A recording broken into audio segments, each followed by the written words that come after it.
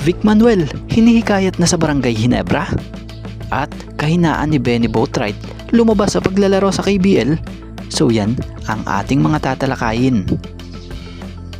So after pa lamang ng ilang laro nitong si Benny Boatwright sa KBL, medyo madami ang hindi nasasatisfied sa laro nito, especially dun sa depensa niya, which is kung papanoodin or napanood mo yung full games niya doon mo masasabi yung dapat talaga na i-improve niya, na kung saay nahihirapan siyang depensahan ang mga sentro ng kalaban.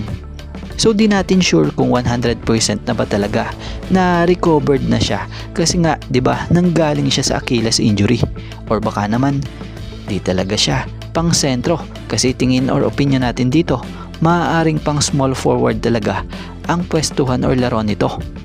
And honestly, bilang magiging next Gilas Naturalized ng bansa natin si Benny Boatwright, I want you guys to support Benny Boatwright. Syempre, future naturalized natin siya pero need niya talaga na may improve yung depensa niya, kasi sa KBL lagi siyang ang tinitirahan lang sa KBL ng mga kalaban. Pag nasa sa loob nga siya, di niya nga po kinakaya, kaya madalas nauuwi sa pag-foul siya. So about naman dun sa opensa niya, dun ka naman bibilib sa kanya dahil bit-bit niya pa nga din yung experience niya.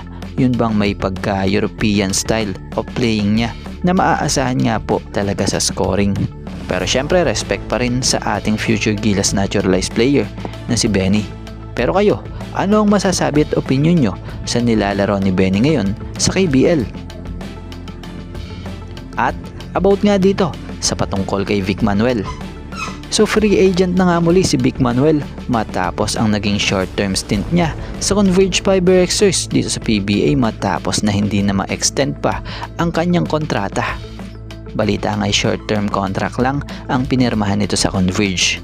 So sa naging journey ni Vic Manuel sa Converge, so madaling panahon lamang sa limited minutes niya rito, nakapag-deliver naman siya ng efficient paint scoring, solid rebounding, physical defense, kahit pa hindi na volume scorer, kaya pa rin naman niya magbigay ng double-digit scoring piece, 5 to 7 rebounds at interior presence sa 12 to 18 minutes.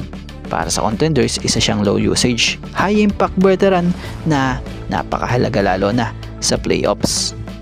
So sa short term stint nga po ni Manuel sa Converge, nagbigay pasasalamat naman ito sa Converge at nagbigay respeto via social media post nito. So si Manuel ay balita'y maglalaro naman ito sa isang tournament para sa team ng Zamboanga Valientes sa upcoming Dubai International Basketball Championship. So good luck para sa bagong journey nitong si Vic Manuel kasama ng Zamboanga Valientes.